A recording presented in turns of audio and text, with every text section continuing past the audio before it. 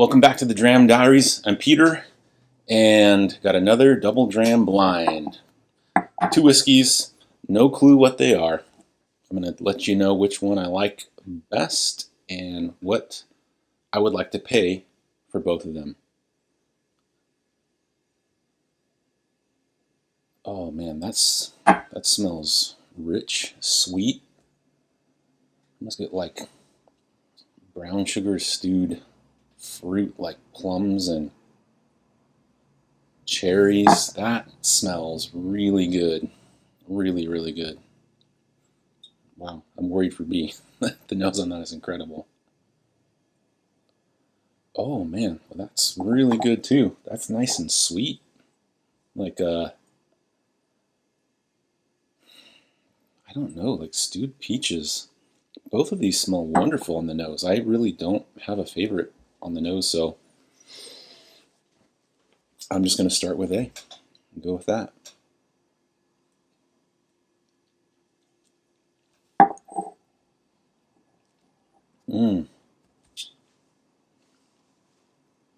Oh yeah. Ooh, man, that's good. What in the world is that? Whatever it is, I want more of it. It's got a decent amount of proof, man. I don't know. But those flavors that I was getting on the palate, or I'm sorry, on the nose, are really coming through. There's a lot of good oak spice, a little bit of cinnamon on the finish, like a very plum, brown sugary type plum.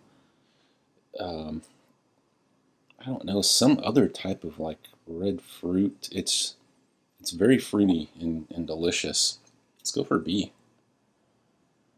This is also really wonderful on the nose. Oh wow, man, that's. If I didn't know better, I'd say both of these were like sherry finished or something. These are really good, whatever they are. It's kind of tough for me to pick a winner, actually. Man.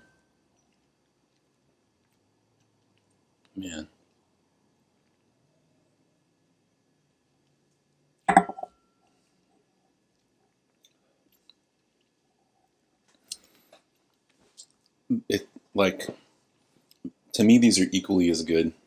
They're just a little different. This one is a little bit sweeter, especially into the back of the palate. This one gets a little more herbal, like I would get on a rye, but then explodes with more spice.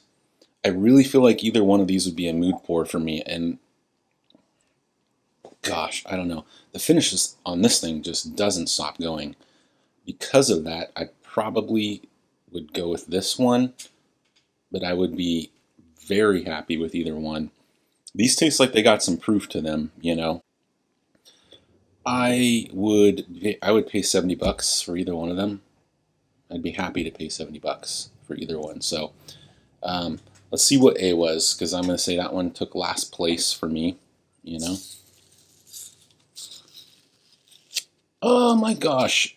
2021 Thomas H. Handy, 129.5 proof, 6 years, 4 months. It was $100 for that bottle. Wow. I did not drink that hot. Honestly, that's interesting. So what in the world was this B? Oh, Nashville Barrel Co. 11-year rye, 126.12 proof. It was like $150. Well, okay.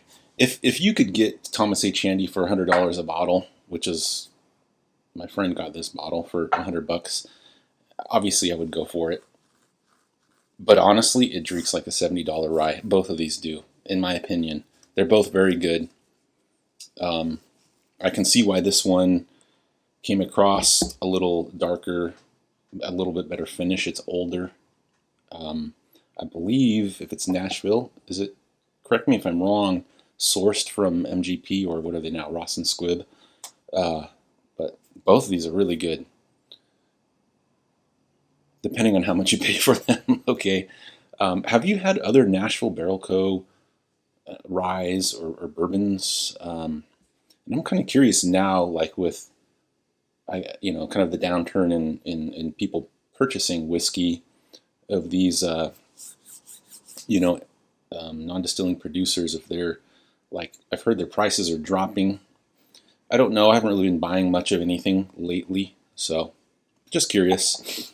But yeah, 11-year-old MGP rye. I believe that's what this is. Pretty killer. It's pretty killer. Okay. Till next time.